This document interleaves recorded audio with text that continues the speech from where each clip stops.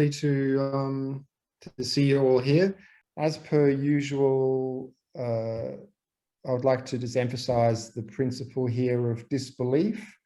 We're presenting, we'll be discussing all kinds of ideas and information about what some might consider extraordinary experiences of consciousness. And we encourage everybody to just approach it with discernment. Don't believe anything that gets said here today, and focus on having your own experiences. And so now I'd like to introduce our two presenters today. We've got Patricia Ribeiro, who is has degrees in administration and finance. And Patricia has been a volunteer in Conscientiology since 1993 and a teacher teaching Conscientiology classes all around the world since 1997, including in Brazil, the United States, Mexico, England, Portugal, Spain, and Italy. She's developed a number of courses, including holotherapeutic pressure, and has contributed to the Holosomatic Health Day. And she's also been involved with the Advanced 1 and Advanced 2 courses, both in Brazil and overseas. And she's currently a volunteer, and I'm not quite sure how you say that in English, Evolução em Verbotographia, but in a couple of consciential organizations. And Tatiana Motta is an intermissivist born in the Amazon, Brazil. She has a bachelor's of business administration and postgraduated in higher education teaching. Tatiana has been a Conscientiology volunteer since 1997 and is an international instructor. She's worked on a number of fronts of conscientiological volunteering and currently lives in beautiful Cairns in Australia, where she works with international education. She has written the book Intermissive Course, which is available in Portuguese, English, Spanish, and Romanian. So Patricia and Tatiana, please take it away. Hello, everybody. Depending on where you are, good morning or good evening. I see we have people from Australia, from Brazil, from the US, right? From where else? Let me see here. Brisbane, where else? Adelaide. I can't see all the faces here. João, Adelaide. Even my friend Maisa here, she's not part of the group. I'm sure she's seeing because I shared this post online. Hey, Maisa from Brazil, nice to see you. And nice to see everybody here too, okay? So guys, this part of the book is one of the parts that calls the attention of everybody, and sometimes is one of the reasons why people go after reading the Projectiology book, right? Because of the phenomena. So today, Tatiana and I, we are going to talk a little bit about the phenomena of Projectiology, which is the section 3 of the book, right? So before we jump into each one of the phenomena, it's good to understand the classification, right? How we divide, or how we even separate the groups of phenomena. Yeah? When we think about non-physical or parapsychic phenomena having the lucid projection as the main one, right? Because Dr. Vieira, when he wrote this book, he's very clear about his findings in the sense that the lucid projection, the out-of-body experience, is the most complete, is the main non-physical phenomena that brings along a whole block, right? Or it can be related to a whole block of different non-physical phenomena as well, right?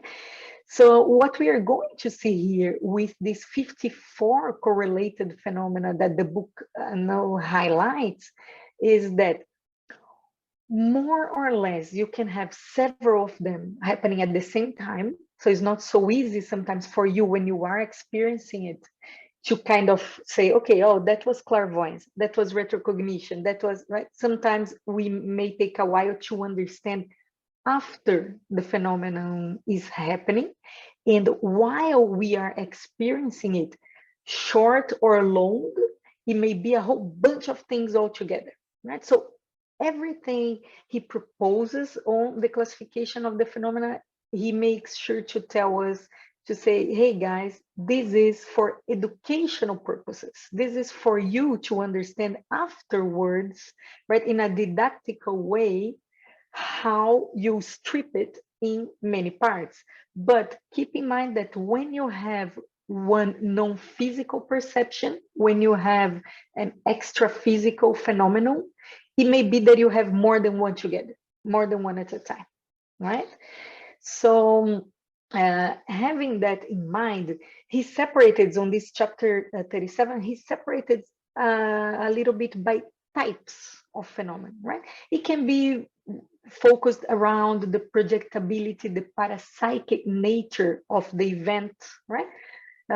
It could be related to the intraphysical nature of what's happening, more focused on the soma, on the physical body. It could be more related to the exterior or external manifestations, or to the intellectuality, right?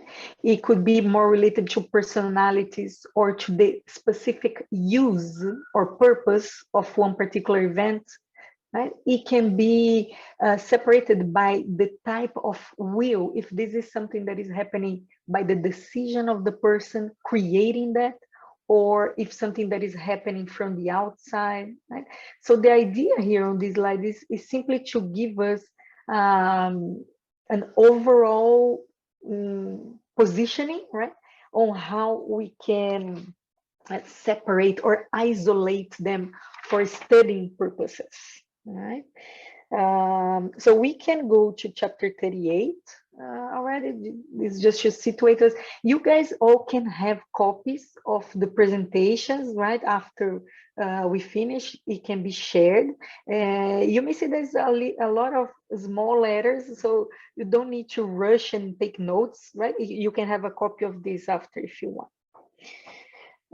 Here on the subjective projected phenomena, Dr. Vieira puts to us here that parapsychic occurrences restricted to the scope of projectiology can occur within the consciousness and the vehicles of manifestation of the projector, partially or completely projected, right? And many times the environment becomes secondary. The main occurrence is within that consciousness, right? And he puts here 22 main interconnected phenomena, among others, that are essentially related to the psychosphere of the human projector.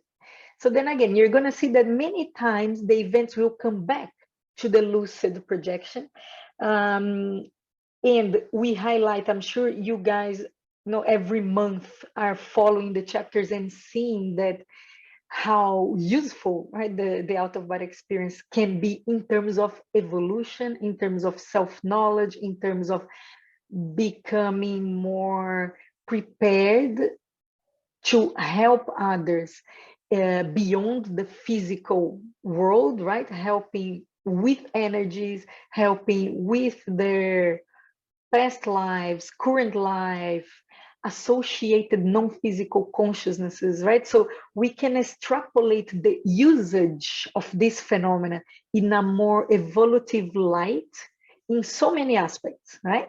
But our focus today is to discuss more each one of the phenomena, okay? So if you have questions, we do have time, right? After we present a little bit, you all can bring your questions. If something you have experienced yourself and you are not sure which phenomena is that, if you would like clarification on that, or if you want to share doubts of your reading, right? Feel free, take notes. Remember to take notes when this comes to your mind during our talk, so you are able to bring it back when we have the presentation.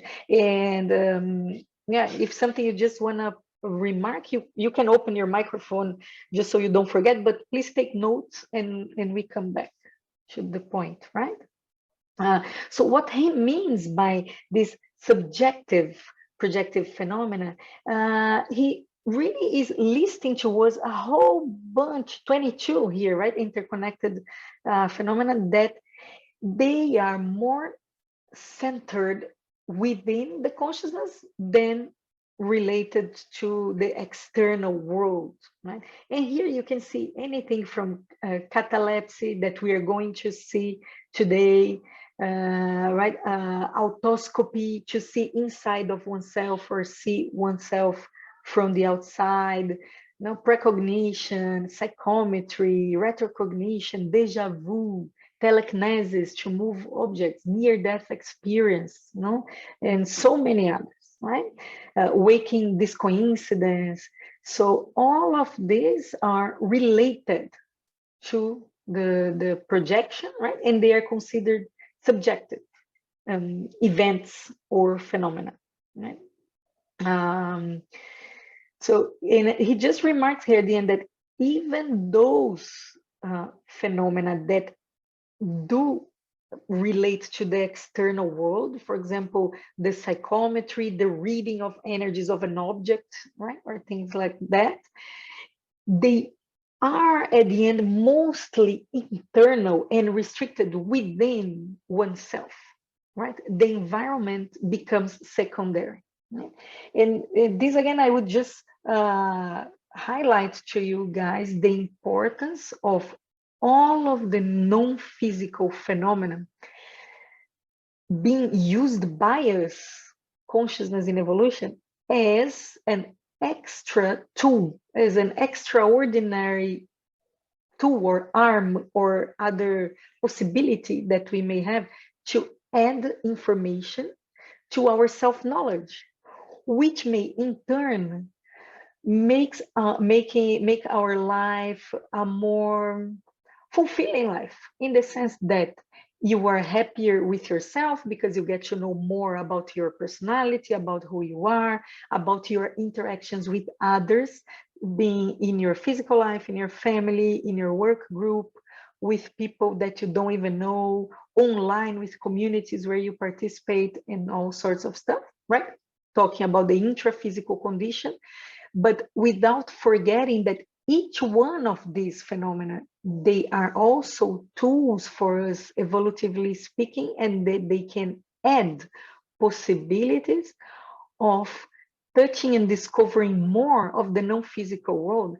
And even here, just from the picture, right, from the top there, projectiology and the galaxies and the stars and everything, it's funny how we as Homo sapiens sapiens, right, as human fellows from Earth, we kind of limit ourselves to have a common belief that, hey everyone, in all galaxies, in the whole entire universe, we are the only aware and evolved type of people. We are much superior than any other animals in the world, right? And when we go in studying more and more in learning, even if the person never heard about projectiology or conscientiology or non-physical, even if you never heard of that, but if you have studied math, right?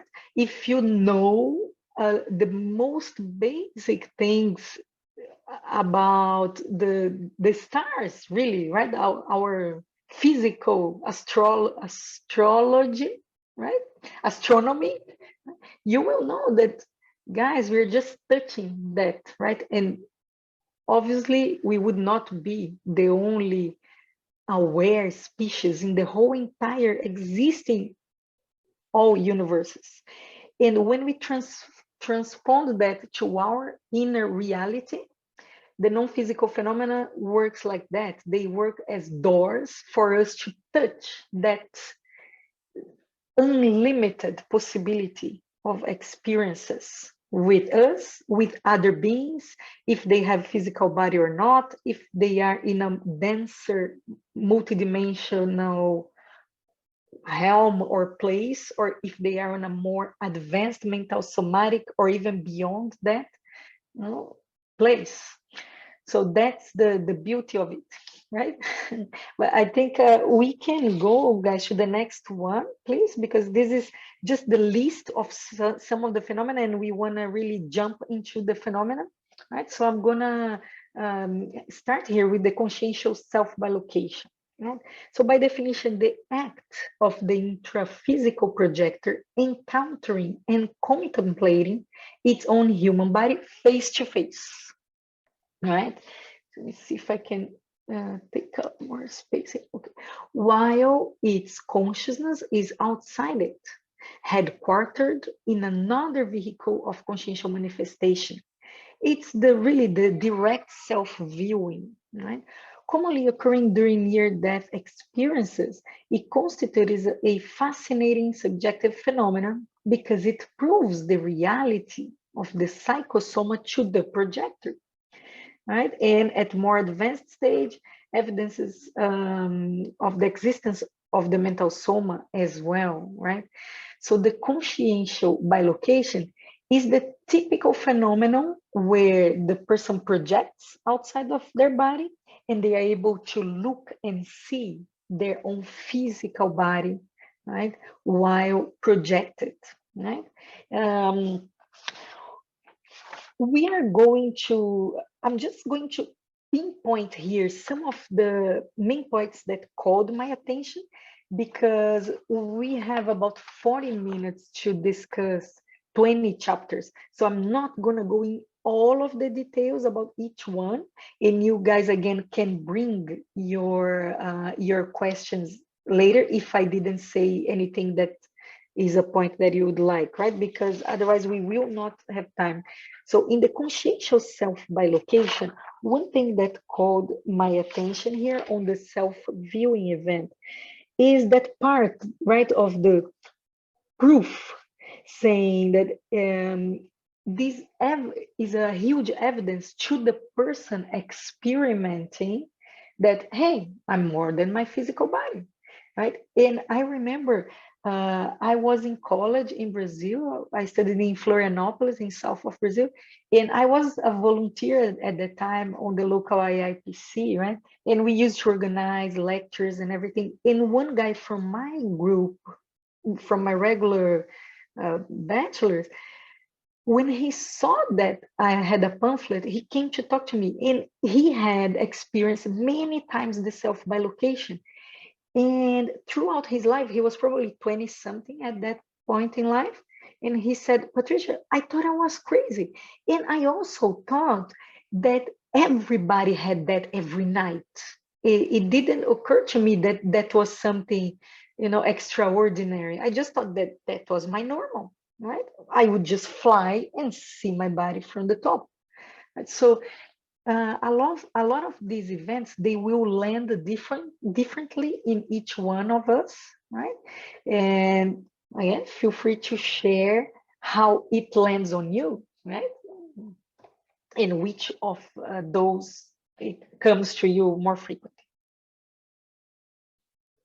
The other thing I highlighted here is to say, guys, that Dr. Vieira put here, theta, right? Consciential self-bilocation can thus evidence the survival of the consciousness after the biological death of the human body, or the so-called theta phenomenon.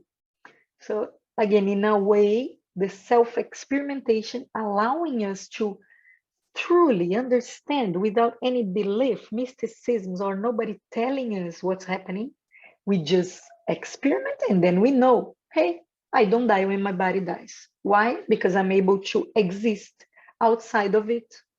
And I can even see my body, and it's just, you know, that physical matter laying there empty. It's an empty box. It's an empty shoebox, right? So the reactions of the people can vary. People can have, you know, several different types of reactions when they have this kind of event, right? And well, some people may be very happy. Some people may want to hug their own body. And in cases like that, it's very, very common, the abrupt interiorization, as I put there just as a reminder, right?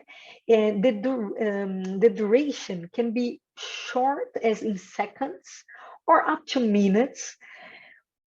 All of these events, they will exist for a longer or a shorter period of time, many times based on how our emotional self is and how we deal with that experience.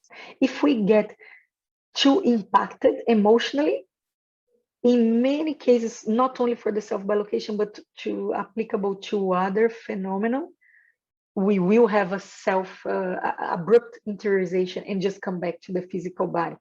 I myself had many experiences with that when I was just testing the water and so happy, so excited that I was leaving my body, that boom, I would immediately come back, but like seconds, like, oh, I'm here, boom, I'm back, not anymore, right? So it really depends on how we can keep our cool, on how our serenity level is, and how our emotional state is playing a role, right? He puts here on the types, just to let you know, the most common is when your physical body is not moving at all, okay? And you just get out of the body and you see there. But there are some instances where people are walking or moving in a way, right?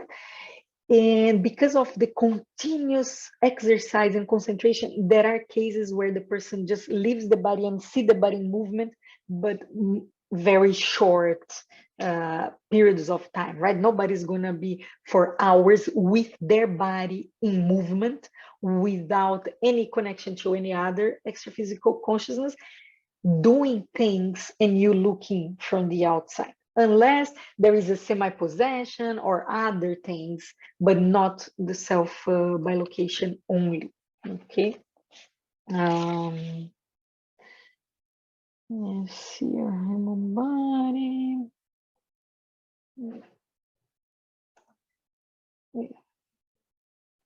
Yeah, so I think that those are the most important points. We can move to the next one, so we have time. Projective autoscopy and internal autoscopy, right? Well, the auto-observation, the faculty or act of the individuals directly seeing or sensing themselves in front of themselves while maintaining full waking consciousness without the aid of any physical resource. The viewing of oneself, right?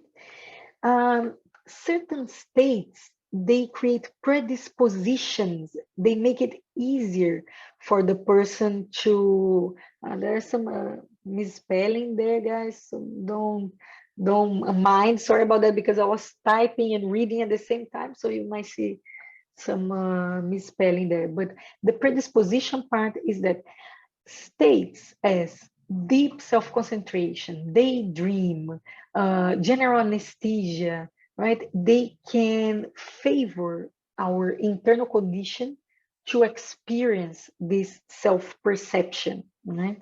One thing I would like to highlight here is that the hypothesis, no? Quite often, it seems that a projection of the holochakra of the individual occurs, a likeness which is exteriorized without the consciousness, thereby creating the autoscopy phantasm, a second person, right? Or autoscopic double. So in most occasions, it's just a projection of the energy, part of the own set, the own energy body of the person, right? The nergosoma or the holochakra, without an actual consciousness. So the consciousness is not split in two, okay? It's important to put in that way. In none of these events, none of these phenomena, the consciousness will be in two, split in two.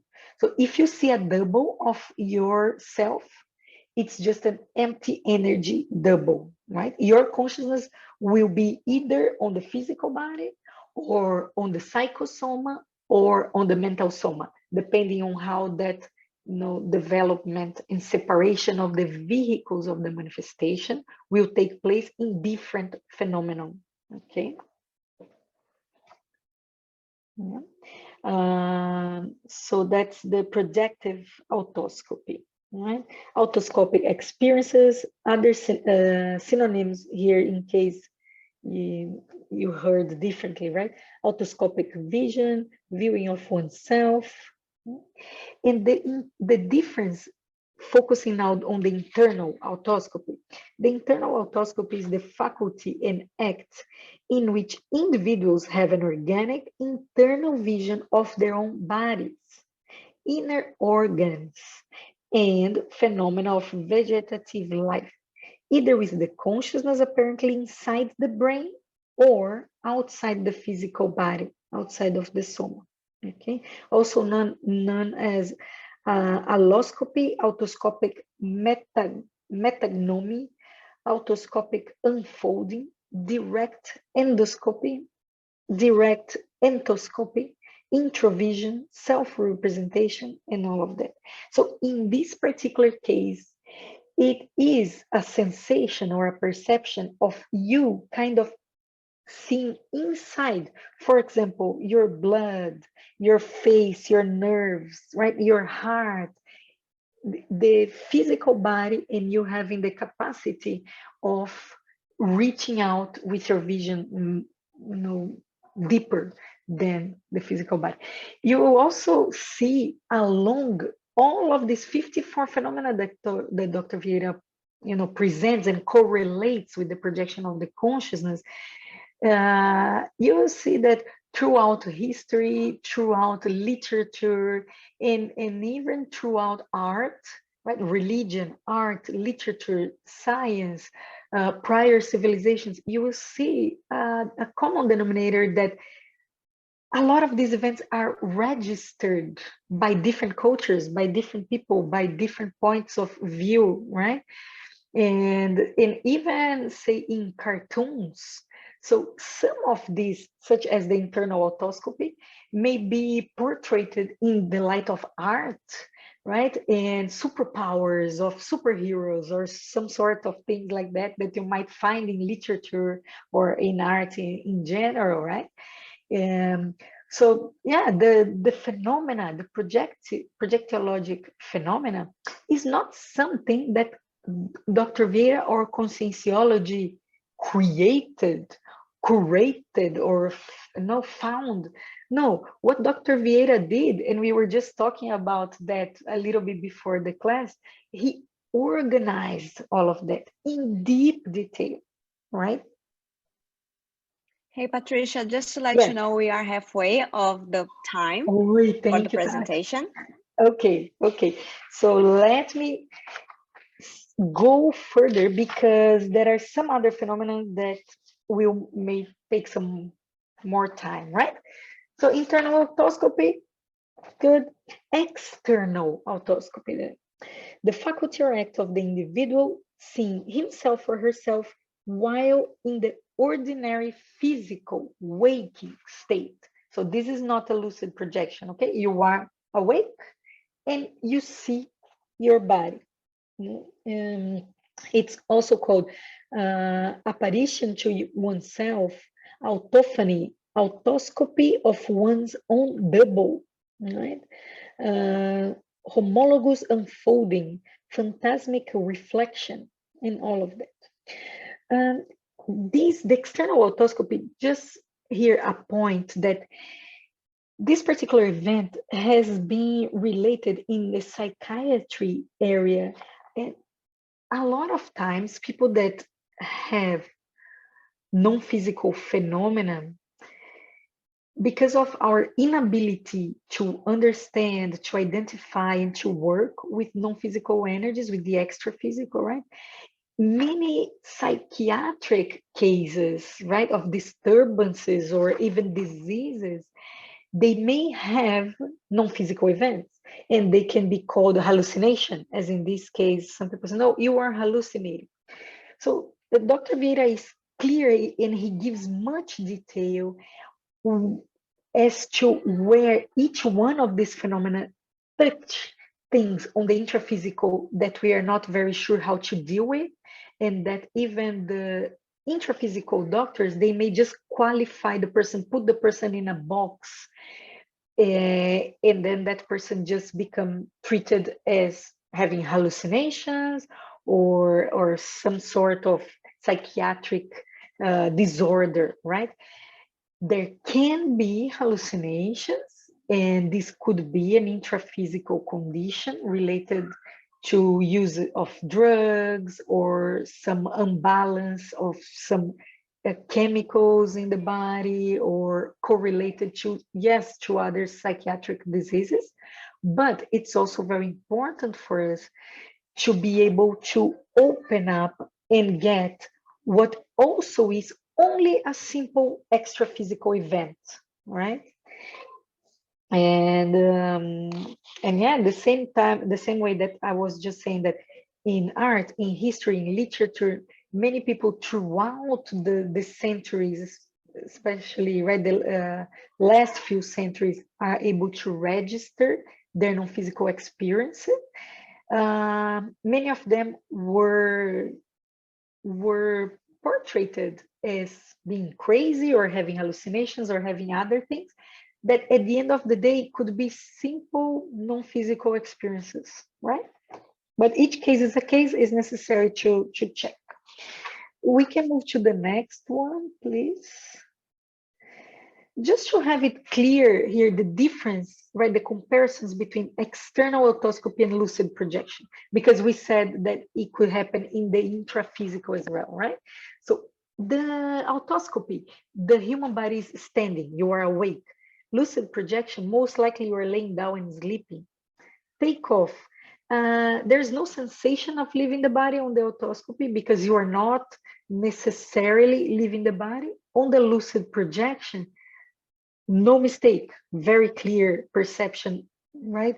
It can be, sometimes you are already awake outside of the body, but it is possible to have a very clear takeoff sensation. Form. The human form is generally incomplete or kind of apparition, right? If I can say like that. In the otoscopy, in the lucid projection, the form is very clear, very complete. We can have, a self-bilocation or even a physical bilocation if other people can see the two bodies over there. It could be OBE, right, out-of-body experience. Vision, seeing a double of oneself on the external otoscopy. On the OBE, it involves a perception and sensation of being outside of the human body. Other events can happen concomitant to that, right? Base, external otoscopy, mainly holochakra, mainly energy without a consciousness driving it. And lucid projection, yes, it is energy in the form most likely of the psychosoma, but it could be mental soma as well. And the human body is empty brain, and there is no consciousness in the human body left behind, okay? About the projective catalepsy, that's a very common one where basically we cannot move our body, right? So the person is unable to breathe, to move hands or legs. It can be a frightening event, especially if you don't know what's happening to you, right? And I've heard many cases, even people from my family or students that would come to class and say, Patricia, I don't know what happened. I was sure I was dead because I could not move my body. I could not ask for help. I could not reach out even for my partner close to me or call someone that was in a different room, right? So we can go to the next page on the catalepsy, please, Kim. Thank you. But we can say that some of the points of the catalepsy could be reduction of the basal metabolic rate. So the physical body really is getting cold, right? Cooling of the human body. Extreme bradycardia, heartbeats slowing down, really almost to a dying condition, okay? Mydriasis or total dilatation of the pupils. This usually happens after a few minutes after our physical body is dead, right? So there are certain similarity to our body being dead. This event happens for a short period of time. It will not happen for long hours, right? And even some people, right, are scared. They're like, okay, so what if I'm alive and buried alive, which used to happen in the past, and this is known, for example, I don't know how long ago, but people would put inside the coffins a little bell, right? Because if the dead person was not really dead and woke up from catalepsy, they could just call and they would go try and help them, because there were many cases where this really happened, right? But nowadays, this is almost not happening, because even for the medical autopsy, for example, it's not done at least 6 hours after the physical body dies. So you really have time, if it's a case of catalepsy, for the person to come back and wake up, right? We can go to the next page, please. And the sensations could be that you are sinking into bed, or that you're very heavy, or that you are sliding. I would say that you cannot breathe, so it's hard to breathe, or you cannot breathe. You feel as your body is a sealed box, right? Most importantly, you can easily break this phenomenon, right? You can either, so you are kind of stuck in between. You can either wake up or go back to a lucid projection. Those are the two easy way out. How do we do that? By concentrating in whatever it is that you choose. Okay, I want to wake up. What do I try to do? Very tiny, small movements, very tiny breathing, small things. If you want to go back to the lucid projection, focus on the extra physical, right? Your attention will lead you. It's also called the fourth state, because we have the waking state, the dreaming state, the sleep state, and the catalepsy, right, in literature. We can move ahead, please. Extra-physical clairvoyance is one of the very known phenomena. I don't have the book here with me, but there is a book in English, right, from Rodrigo Medeiros, that's called Clairvoyance, was published, I think it's available in Brazil in CIEC, but is a good reference if you want to read more into it. But there's plenty of literature also about that historically, right? Because it is one of the phenomena that calls everybody's attention, right? So the perceptive faculty of the consciousness projected from the human body that allows it to acquire information through perception of images, scenes, objects, psychic events, scenes and forms, which are near or distant in space, or even outside of the physical dimension, right? It is really the non-physical viewing, right? The clear viewing of something beyond the physical space where the person is, or even the physical dimension where the person is, okay? This attribute does not depend upon the intraphysical projector being an active clairvoyant in the ordinary physical state, because we can have clairvoyance in the physical body and while experiencing extraphysical lucid projections, okay? One practical consequence of the extraphysical clairvoyance is the projector seeing auras, psychic constellations, psychosphere of other beings in general. So perceiving through the vision more of the energy that we already have, okay? So this is a big hit. I'm sure you guys have experienced somehow some sort of this. You can move please to the next one, because that's the let's see what we can make here out of the cosmic consciousness, right? Because this is a huge phenomenon. If you get to this chapter of the book, you're going to see that there are many pages that are worth reading. Okay? But just a brief definition here is the inner condition or perception of the consciousness of the cosmos, life, and order of the universe.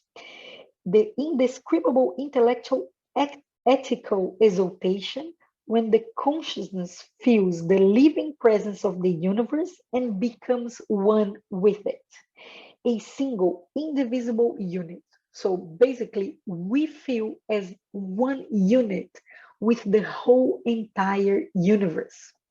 That is a very known event throughout different cultures, right? So you can have heard in many names, a touch of the infinite, absolute moment, the absolute Tao from Taoism, the ante-mortem nirvana or nirvana, climax experience, fana or annihilation from Sufism, global consciential hyperacuity, mental somatic projection, nirvana or extinction from Buddhism, right? Oceanic sentiment, satori, illumination from Zen Buddhism, super cosmic consciousness, super mind, universal mind, Vu, right? So even in Conscientiology, Dr. Vieira proposes to have an entire subdiscipline to study that, because this is a huge phenomenon that is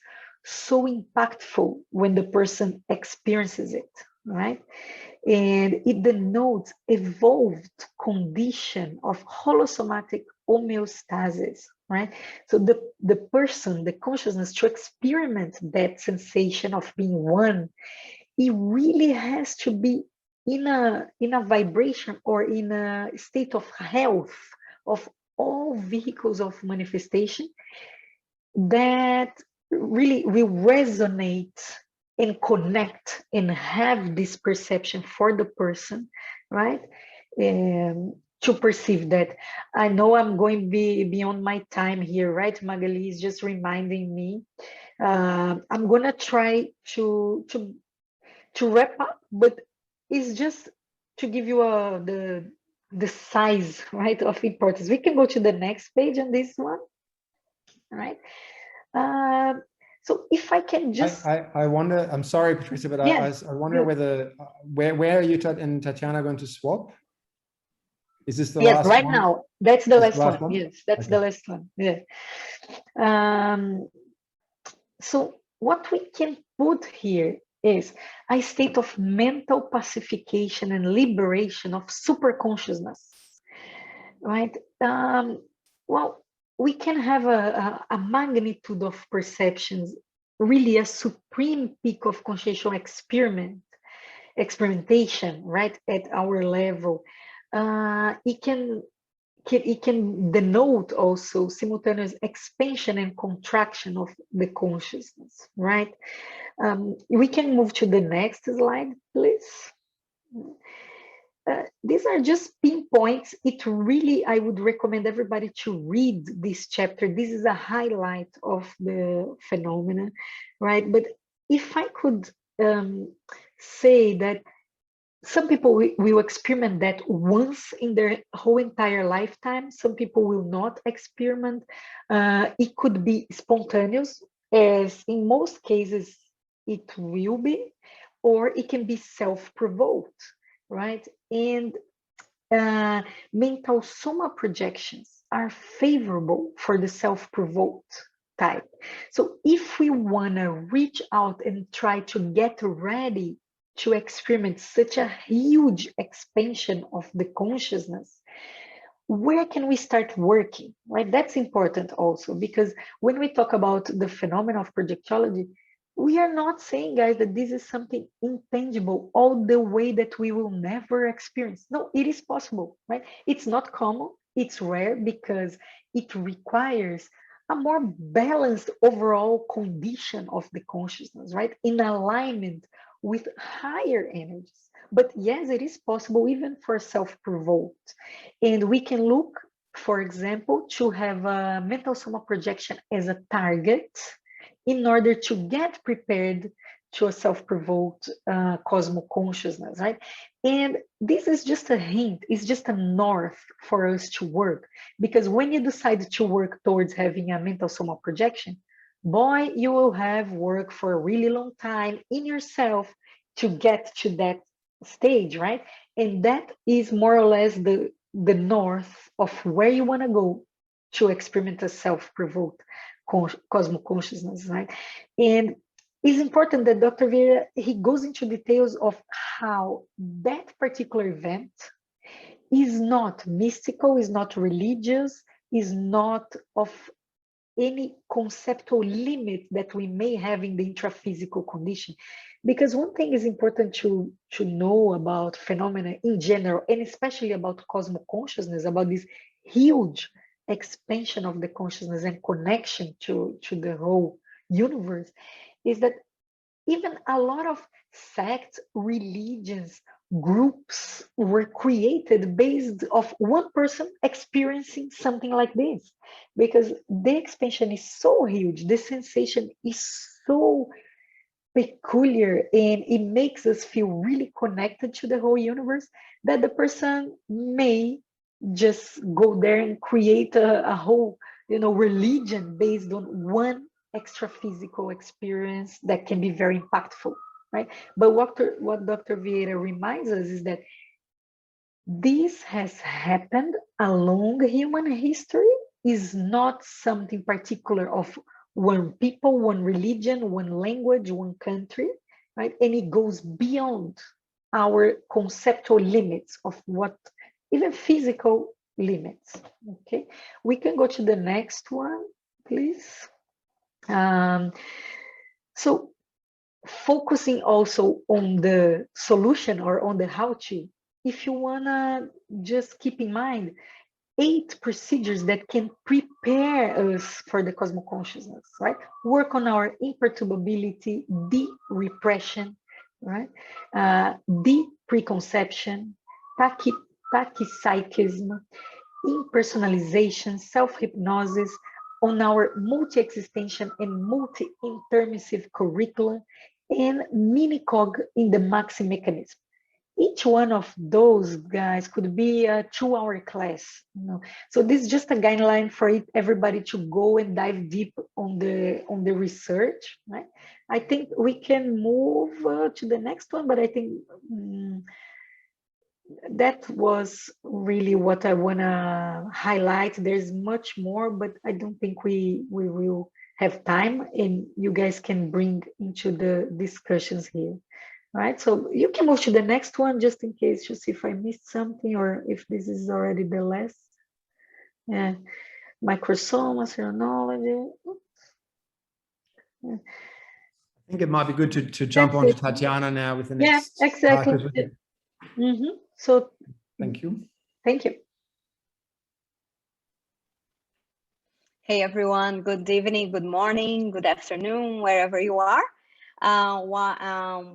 While we get the slides ready, I'm just gonna try to do my best to keep it very summarized due to the time we have.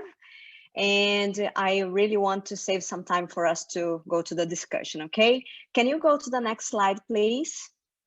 Okay, so I'm gonna be talking about these 10 phenomena that started from Patricia's, and we are just continuing in the following chapters. The first one, near-death experience. I'm sure most of you guys have heard of it or even seen movies about it. It's pretty common. And so the near-death experience is a projection of the intraphysical consciousness, which is involuntary or forced by critical human circumstances. So this is the main point. The person who goes through the near-death experience, they are facing some critical accident, near drowning, for example, electrocution, car accident. They are soldiers in war, so they suffer some kind of accident there as well, and they experience a near death. So what happens in this case is that the consciousness, due to the critical situations, is really forced to eject, let's say, from the physical body and face that sort of critical projection out of the body. Yes, you can go to the next one, please, Michiko. Next slide.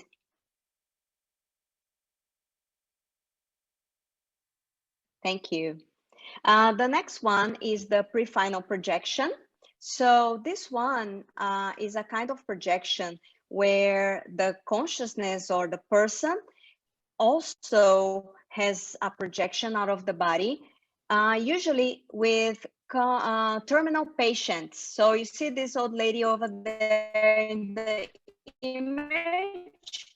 So this is what usually we hear these kinds of phenomena coming from. So just to make it like really like summarize, there is this pattern, which is first, they are usually in hospital, very ill. They are being taken care by the doctors, nurses, and the family around. And they have the sentiment that they are going to die. They are going to go through the desoma, and they start saying goodbye. So the people who are around them, they say farewell, say goodbye, and they stretch their legs, and they become unconscious. So they die. They sort of die. Usually there's a doctor around. They're gonna check if they are okay, if they still are responsible. Usually they are not. And suddenly after a while, they just wake up. They are back. They awaken and they are really lucid.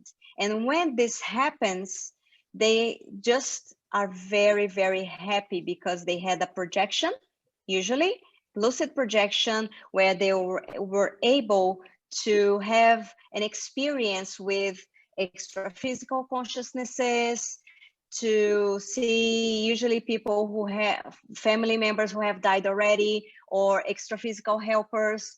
And they when they come back from this experience, they are really happy. They talk about this experience to the family members who are around them, and then they actually die.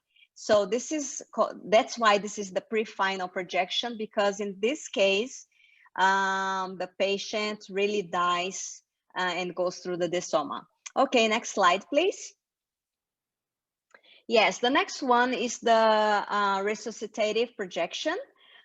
This one is like a near-death experience as well, but with non-terminal patients. So they are not. It's not like a pre-final projection. They are not in the hospital. Sometimes they just have a critical situation. For example, they are hiking and they have an accident. They are drowning. They are being shot or go through a car accident, for example. And they really stop breathing, arterial pressure is undetectable. And at this moment, they have a projection. They have a projection, they go out of their bodies, they meet other consciousnesses as well. They meet helpers sometimes, who they call beings of light. And at this moment, it's when they are going through all the situation, which is really hard to explain sometimes, they are able to feel many sensations, and some of the sensations that Patricia has talked about that are very common in different phenomena. So they feel they are floating, traveling high speeds. Sometimes they have telepathic dialogue with other beings, the helpers, extra physical helpers, or these beings of light, as people usually say. And the most interesting thing in this phenomena is that many people who have go through this kind of projection, they talk about there is some kind of barrier or border or fence or a river, a door that shows them that if they pass through that border, they will not be alive anymore. They will actually die, go through the desoma. So at this moment, they decide that they are not going to cross that line because they know it's a point of no return. And at this moment, they are resuscitated. So the doctors are there, they're trying to, you know, put them like all the instruments to resuscitate them, and they are back to life again. And in the end, what most of them talk about is that they just don't fear death anymore. They feel they have to really recycle their lives, change their lives, and create new life plans, right? All right, let's go to the next one. Please, Michiko. Yes, next one, extraphysical intuition. So, in this case, the intuition comes when the consciousness is really projected out of the body. So they are out of the body, projected, they are lucid, they know where they are, they see the extraphysical location, and sometimes there are other consciousnesses over there.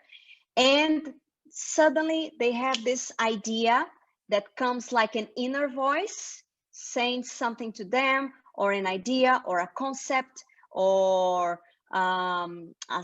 sometimes connected to sentiments as well, that tell them some information that they would never be able to assimilate that quickly and that broadly if they were in the intraphysical body. So it's like a consciential outflow that will help them develop some creativity, expansion of their consciousness. Sometimes when they come back to their bodies, they have this feeling of euphoria, mental clearness, purification. And there are a few categories of this kind of intuition.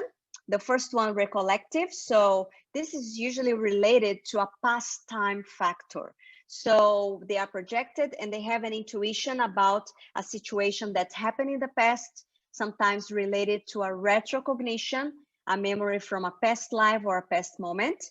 It can be premonitory as well, so related to a future factor. So they see something and they have the intuition of what might be happening in the future. It can be psychometric as well. So they, from the energies, the interaction of the energies and the rapport they build with the consciousness in that extraphysical place they are able to have the intuition as well.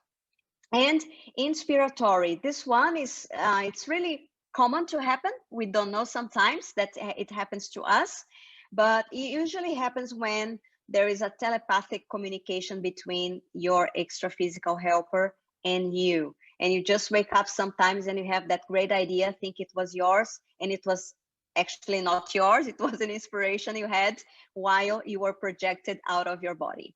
Okay, next one, please. So there's this sentence Professor Waldo wrote in the Projectiology about extraphysical intuition. And the only thing I want to highlight here is that he says that this kind of experience, inspiration, shows the incontestable awareness of certain facts when it urgently needs to know them. So sometimes you have this kind of intuition which is very directed to some aspect you need to recycle, you need to understand, you have to face at that moment. And that's why when you are projected out of your body, you have that intuition. All right, let's go ahead.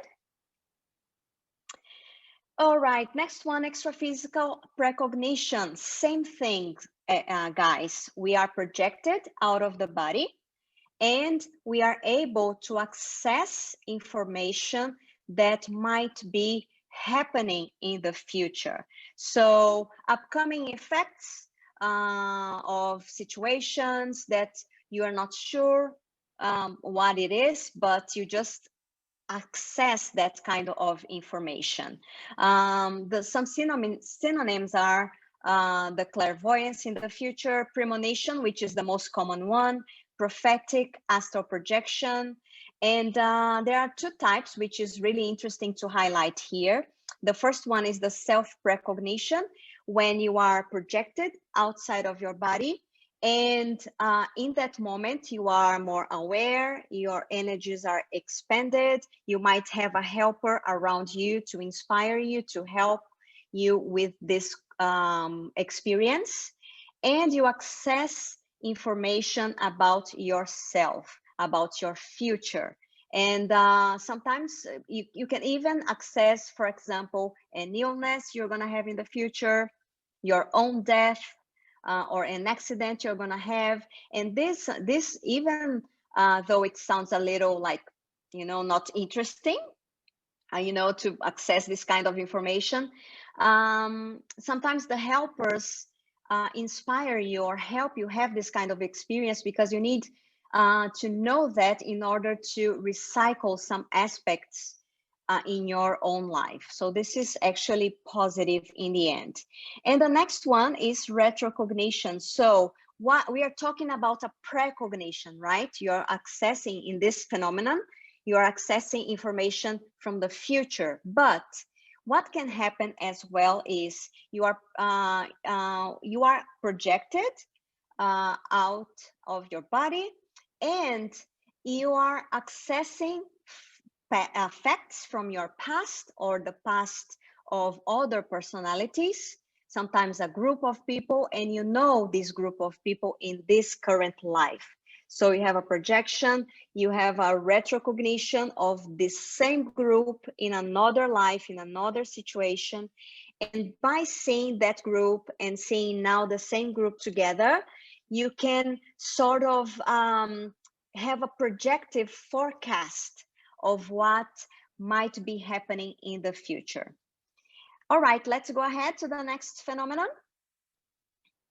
Okay, extraphysical psychometry. So as Patricia had talked before, so the psychometry is this phenomenon where you have direct access to information of places, people, and objects by the connection of, or the rapport you build using your own energies and connecting with the energies of those people or those places and objects.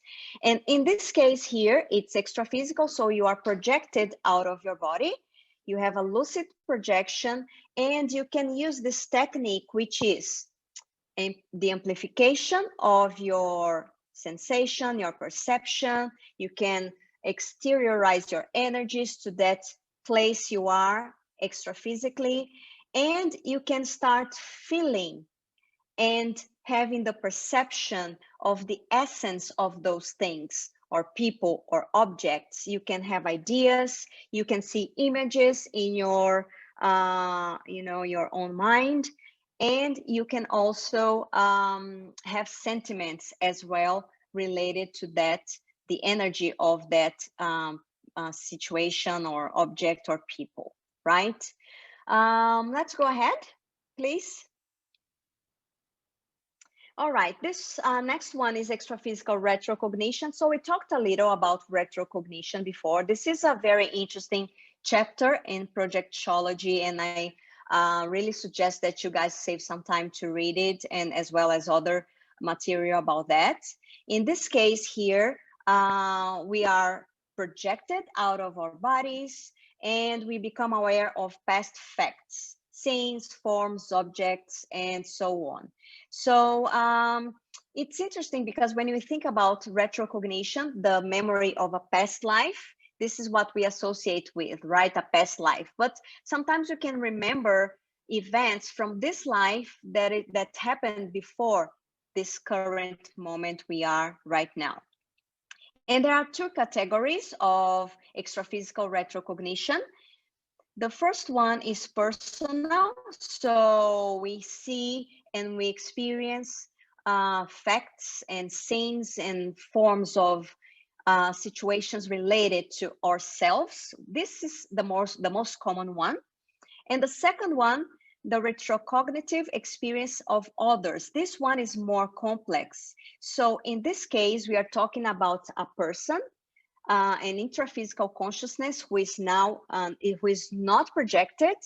They are the sensitive, and they, through sympathetic assimilation of energies, they can assimilate with an extraphysical consciousness or someone who is projected out of their body, and they can assimilate this information about a past life from these consciousnesses who are in the extra-physical at that moment, and they can talk about it, or they can register that information, or they can even give these extra-physical consciousnesses the opportunity to talk using their vocal cords and their voice at that intra-physical place, okay? All right, let's go to the next one. Let's wrap up right now. Yeah, the next one is the projective panoramic vision. Just to give you an idea, this happens when the person is going through the desoma. So they see, usually they have very clear cinematographic review of their own life with images and ideas and sentiments. It's very, very intense. Can you go to the next one, please? And this happens usually immediately after death. When people are dying, they usually have this panoramic vision, and they die afterwards. So there's a lot of information about this. We don't have time now to talk about, but let's go ahead. Next one, please. And this one, I'm just going to highlight some things. It's the ambifaceted projective phenomena. So what this means is there are many kinds of phenomena that it's not only related to your experience, but it relates to other people as well. And on the book on projectiology, there are 32 phenomena that you can have a look. And for example, telepathy, we've talked about it, clairvoyance, and many other phenomena that cannot only impact yourself, but sometimes impact the environment around you as well. And let's go to the last one, please. Yes, this one is self-psychophony. So, you know, when you have this phenomena, we usually hear like you have a sensitive person or a psychic, they feel an extra physical consciousness. These consciousnesses want to communicate, and they use the speech mechanisms to talk for the intraphysical people who are in the room.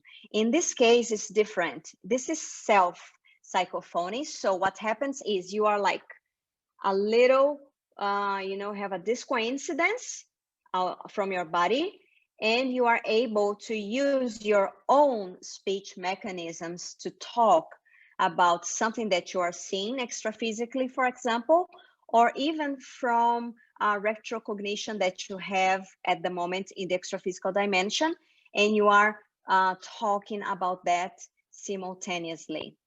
All right, guys, that's it for now. Let's go to the discussion if we have some time. Sorry about that.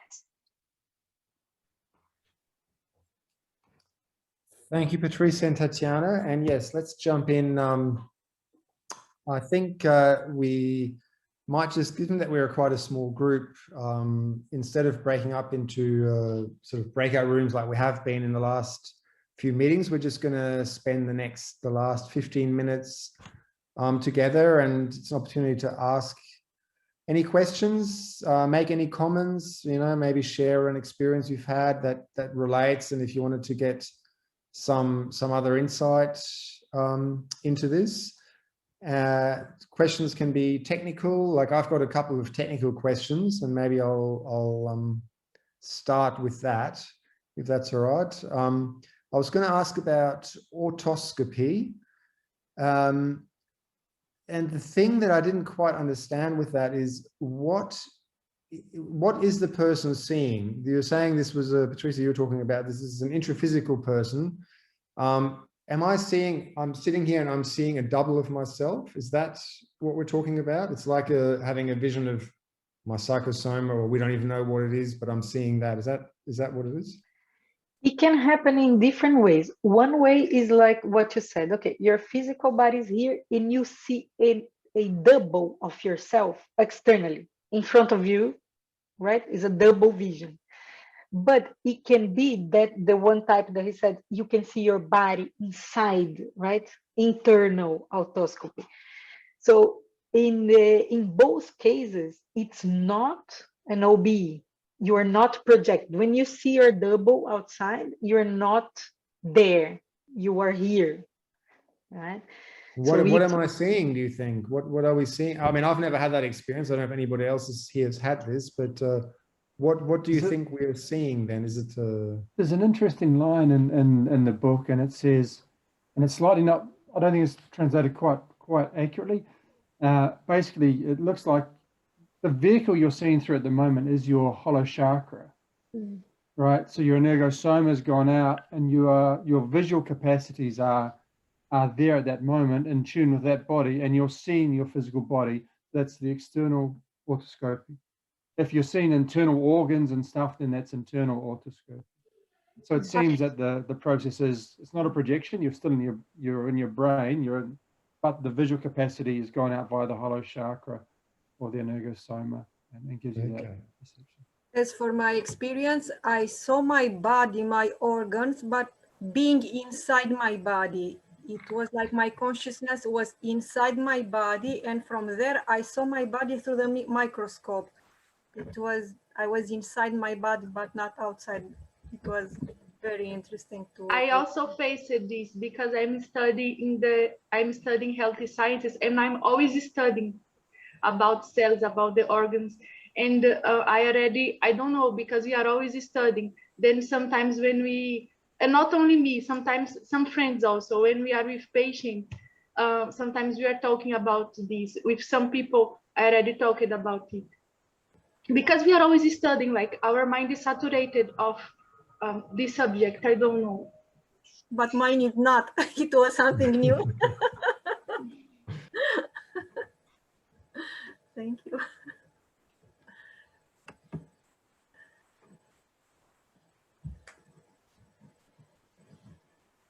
And I've got more questions, but anybody else, please?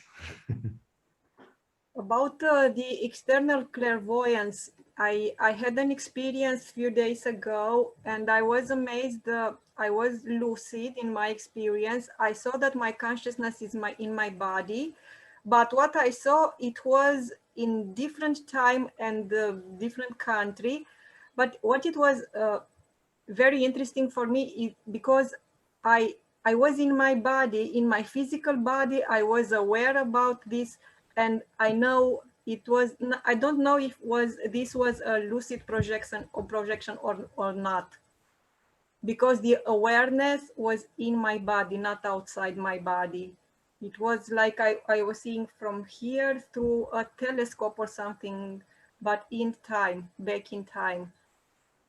But it's new because I was aware of my soma and being inside my body, and I don't know what kind of label to put on this experience.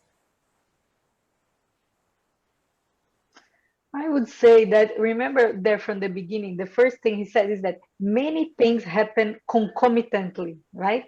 But it could be a retrocognition, right? As you say, you are seeing things from the past. Is that correct, what you said? But at the same time, the clairvoyance phenomenon is that opening of the vision. That in itself, it doesn't matter if it's present, future, near, far, same dimension or other dimension.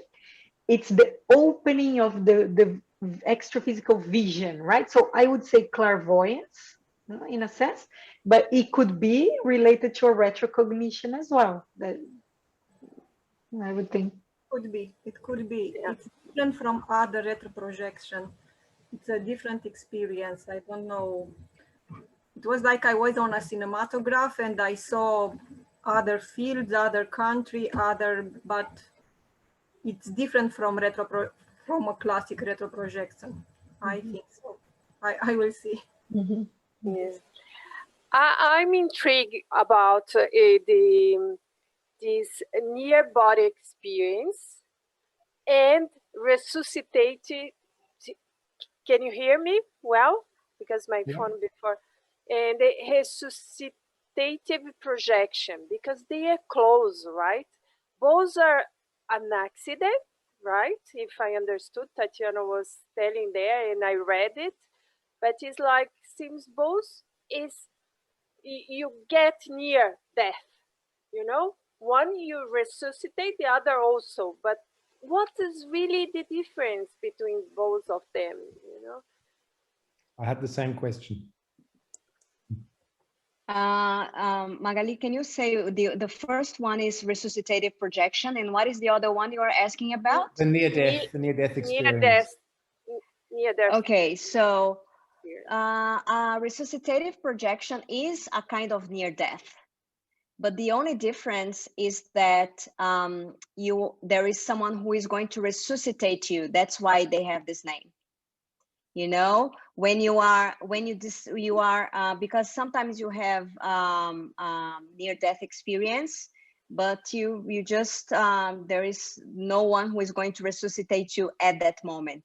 You know, so the main, that's why I told you before we started, Dr. Vieira is very, very, very specific to name little differences, little kinds of phenomena. So the person who sometimes they go to a near-death experience, if they are resuscitated, they have like a resuscitative projection.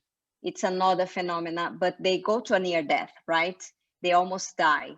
And a very specific point in this case is that there is that experience extraphysically where there is a border, and they know if they cross the line, they are gonna die, and if they don't cross the line, they are gonna be back and be alive. So many of the people who have experienced this kind of resuscitative projection, they describe this specific situation that happens, and then when they decide to come back, they are resuscitated and they are back to life. Yeah, but that is something, because my father, he had a near-body experience, and he came after an operation. He was at hospital, but he described the whole thing, like he had gone there, he had an option to come back. It was an option, and he talked to the helpers there, and he said, yes, I want to complete that. And the helper said, okay, so you go back. And he had this, and after that, he knew when he would die again, and he told us after that happened, and exactly what happened, and then he died.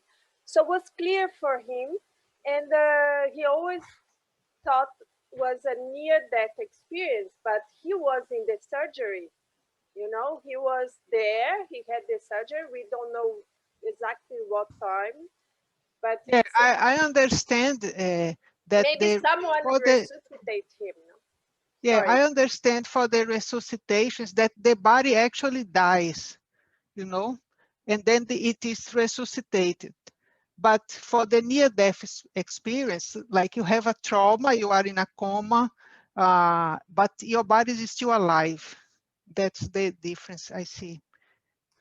But that's not I mean, that might be Waldo's definition, but that's not the standard definition of near-death research. So standard definition of near-death research includes people who've clinically dead. Who died.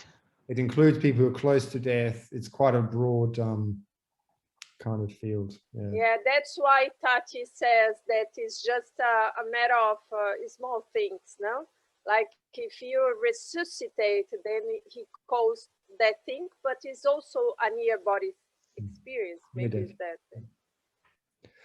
I was going to ask, just to add here, and the most interesting thing is that for each of these phenomena, as you all are seeing by reading the book, Waldo adds the references. So he did a lot of research to be able to, you know, really find facts and, you know, experiences to corroborate that specific phenomenon. So there's like tons of different experiences that for us might be like really similar, but when we read the references, we see the differences. I wanted to ask if projective catalepsy is the same as sleep paralysis.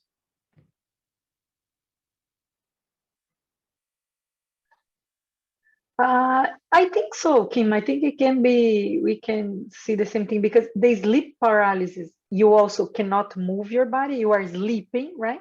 And you kind of awake, you wake up inside of your body and you are not able to move it. That is catalepsy. That is the same. Yeah.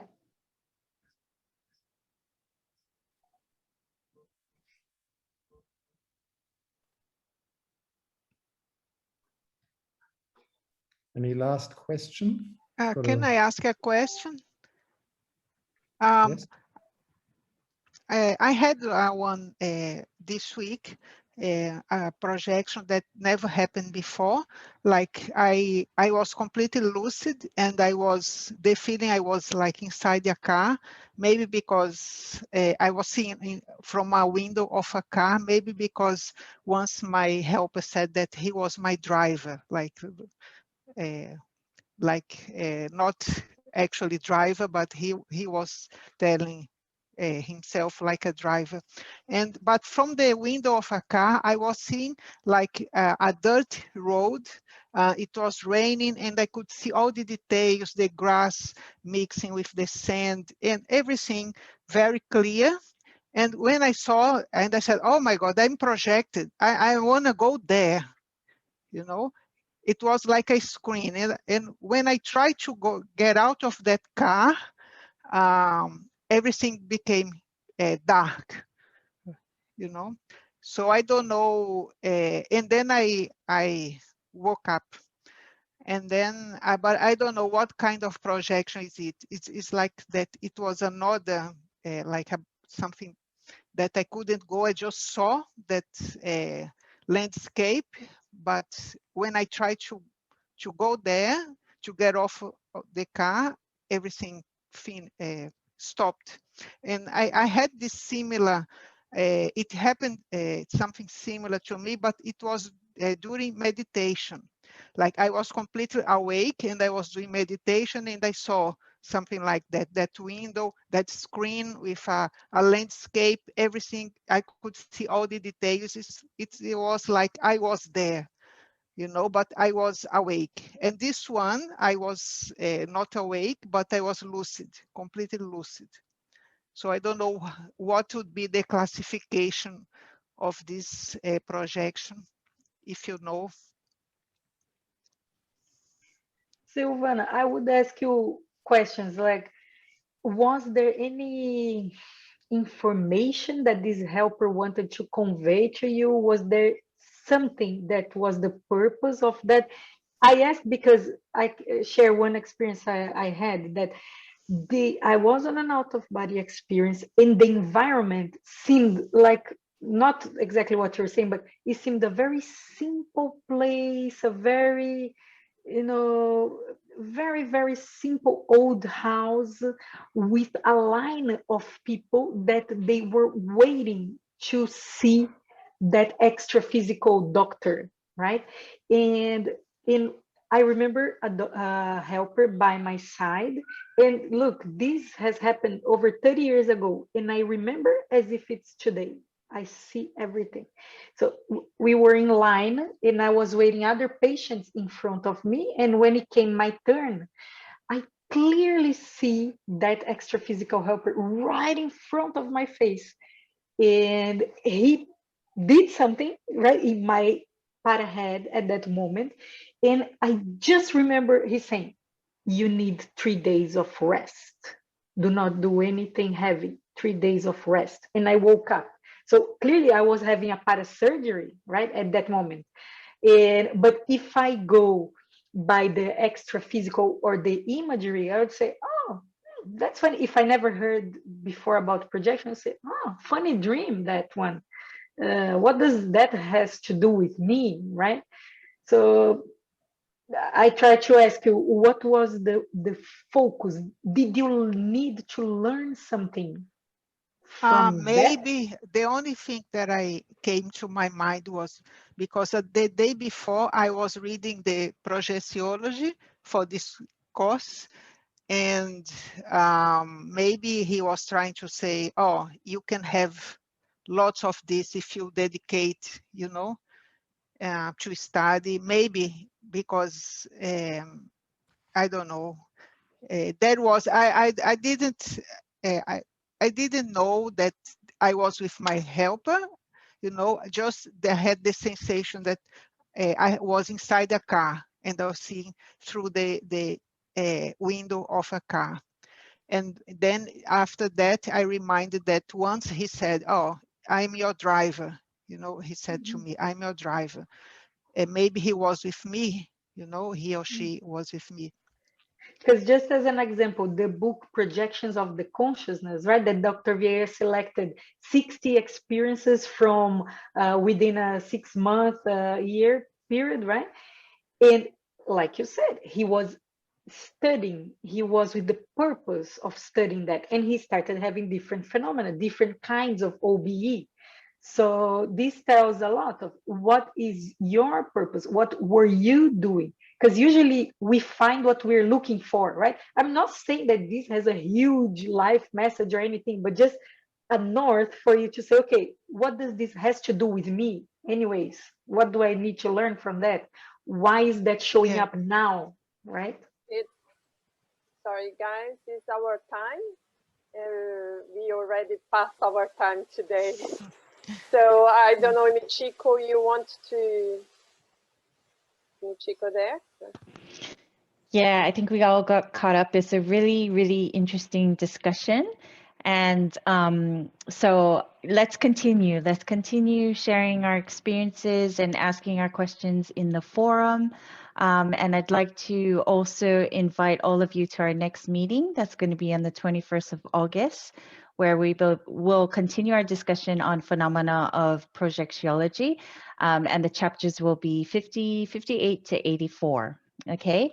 And then just to introduce the technique for this month, it's projective visualization technique, and that's on page 438, sorry, 439, I think. So projective visualization technique. That's the technique that we're practicing for the month. All right, so we want to thank everybody for your participation tonight, and thank you for an engaging discussion. Thank you, Patricia and Tatiana. Thank you very much. And for everyone to share your experiences. Thank you. Does anyone have any closing remarks? Magali, Kim, Tachi, Patricia? Oh, for my part, just to say thank you. Sorry, I passed a little bit of the time over there. We get carried away, right? So interesting. Yeah. Thank you so much. Have a great day, everyone. Thank you, everyone. Thank you. Thank you. Thanks, everyone. Have a really great weekend. Okay, bye. Thank Thanks, you very everyone. much. Goodbye. Bye. Thank Thank you. you. Guys. Bye. Bye-bye. Bye-bye.